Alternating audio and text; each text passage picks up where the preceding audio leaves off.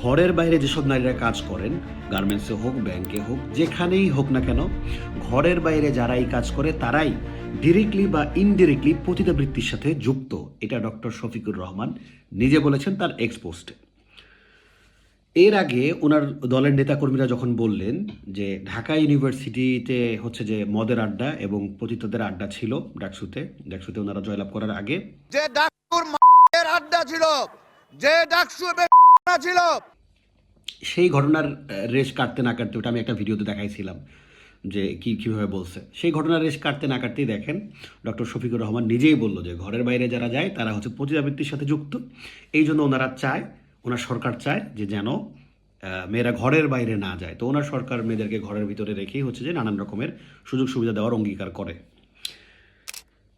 এরপর উনি ঠিক আগের মতোই ওনার নেতাকর্মীদের মতোই আবার ক্ষমা চেয়ে নেয় এবং উনি বলে যে ওনার আইডিটা হ্যাক হয়েছে। তার মানে পোস্টটা উনি করে নেই, অন্য কেউ ওনার আইডিটা হ্যাক করে পোস্ট করছে। ওনার ক্ষমা চাওয়াটা আমি ছোট করে দেখছি না, কিন্তু একটা দলের কাছ থেকে বারবার বারবার যখন একই রকম স্টেটমেন্ট পাওয়া যায়, ওনার দলের কোনো নেতাকর্মী বলতেছে যে নারীরা এভাবে পতিতা, ওইভাবে পতিতা, যে কোনোভাবেই হোক পতিতা, বেশ্যালয়, এসব কথা ওনাদের মধ্যে থাকেই। নারীদের প্রতি যে দৃষ্টিভঙ্গি, সেটা 1971 সালে যেরকম নারীদের প্রতি তাদের সহিংস দৃষ্টি ছিল, যেরকম তারা নিজেদের মা বোনদেরকে পাকিস্তানি মিলিটারিদের হাতে তুলে দিয়েছিল সরকারের সাথে ভালো সম্পর্ক রাখার জন্য, মুক্তিবাহিনীদের বিরুদ্ধে তারা দাঁড়িয়েছিল এবং নারীদেরকে টার্গেট করেছিল 1971 সালে। অনলাইনে কোনো মেয়ে, কোনো অ্যাক্টিভিস্ট অথবা কেউ যদি তাদের বিরুদ্ধে একটু কথা বলে, অথবা তাদের বিরুদ্ধেও না, তারা যেই সব কার্যক্রম করে সেই কার্যক্রমের বিরুদ্ধে যদি একটুখানি যায়, সাথে সাথে টাকা দিয়ে কেনা বটবাহিনী কমেন্ট করতে থাকে, নোংরা নোংরা খারাপ অশ্লীল কমেন্ট করতে থাকে, যেন কেউ ভয়ে আর এই ধরনের কাজ না করে। যে জামাত, শিবির, এরা আসলে নারীদের ব্যাপারে কি ধারণা পোষণ করে, আসলে মুনাফিকের মিথ্যা কথা, এটা তো আসলে না বুঝার কোনো কারণ নেই। আমরা দেখছি যে যখন আমাদের শ্রদ্ধেয় মোনামি ম্যামকে অনলাইনে হ্যারাস করা হইলো, সার্চেম করা হইলো, তখন আমরা দেখছি যে ডাকসুর পক্ষ থেকে আপনার হলপাড়ার মানুষজনের পক্ষ থেকে তাদের মিছিল করা হইলো।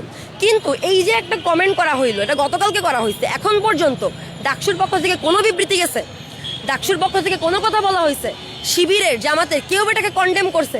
সো এটা ওনারাই করে। এবং একটা দলের কাছ থেকে যদি বারবার নারীদের প্রতি এই রকমের আক্রমণাত্মক নোংরা মন্তব্য পাওয়া যায়, কখনো বটবাহিনী দিয়ে, কখনো তাদের সিলেক্টেড হচ্ছে যে এমপি প্রার্থী দিয়ে, আবার কখনো হচ্ছে যে দলীয় প্রধানের কাছ থেকে, তাহলে আসলে আপনি বিষয়টাকে কিভাবে দেখবেন, কতটা ক্ষমা আপনি করতে পারবেন?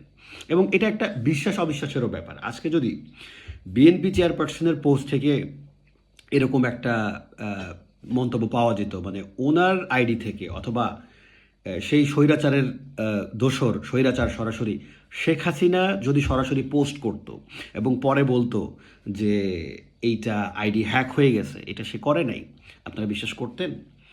কিন্তু একই টেকনিক্যাল বিষয়ে, একই সোশ্যাল মিডিয়া, আজকে জামাতের আমির সাহেব বলতেছে যে ওনার এটা হ্যাক হয়ে গেছে, সো পোস্টটা উনি করেনি, অন্য কেউ করছে ওনার সাথে শত্রুতা করে। আমি মেনে নিলাম, আপনারা মানবেন কি মানবেন না সেটা নিয়ে যথেষ্ট দেখার বিষয় আছে, মেয়েদের তো অবশ্যই ভাবার বিষয় আছে। এবং একজন কলামিস্ট খুব সুন্দর করে বলছে যে 12 তারিখে হ্যাঁ ভোট না ভোটের পাশাপাশি জামাতের আমিরের আইডি হ্যাক হয়েছে, সেটা আপনি বিশ্বাস করেন কি করেন না, এটার উপরেই একটা ভোট হয়ে যেতে পারে। কারণ বিশ্বাস অবিশ্বাসের ব্যাপার তো আছেই।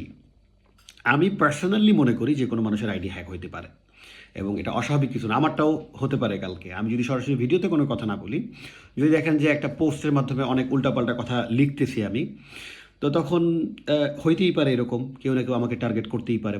মোটর বাহিনী তো অনেক আছে, সেটা আমার জন্য যেমন আছে, শফিকুর রহমান সাহেবের এগেনস্টেও হয়তো বা কেউ না কেউ কাজ করে। সো তারা এটা করতেই পারে, কিন্তু বিশ্বাস এতটুকু থাকা উচিত, সবার জন্য সমান বিশ্বাস থাকা উচিত।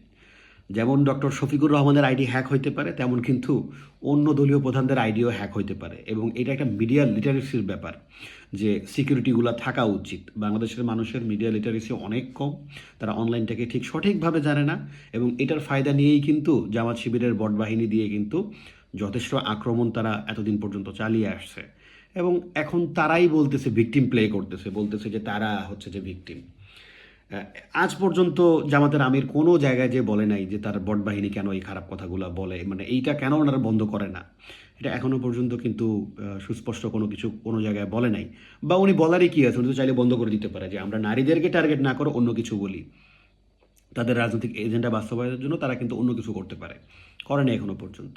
সো বিশ্বাস অবিশ্বাস আপনাদের কাছেই থাকুক, কিন্তু উনি যে কথাটা বলছে সেই কথাটা শুধু ওয়ার্কিং ক্লাস ওমেন যারা বাইরে কাজ করে, তারা প্রস্টিটিউশনের সাথে জড়িত, যে এই কথাটা শুধু পোস্টের মধ্যে নতুন ছিল।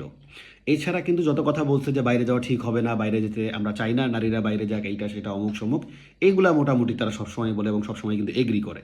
এই জন্য মানুষ অনেকটা এটা বিশ্বাস করাটাই স্বাভাবিক যে এই ধরনের একটা ঘটনা ঘটছে, উনি নিজেই বলছে। দেন দেখা যাক যে আর কি সহিংসতা আছে। আপনারা দেখতে থাকেন, জামাতের অনলাইনের রূপ দেখেন এবং বাস্তবের রূপ দেখেন। অনলাইনে তাদের আক্রমণ এবং বাস্তবে হচ্ছে যে ভালো ভালো কথা বলা। যদি অনলাইনে মানুষগুলি তারাই তাদের হাতে লেখে, তাদের মুখী কথা বলে। তো দেখেন আপনারা জামাতকে আর কিভাবে দেখতে চান, চিনতে চান।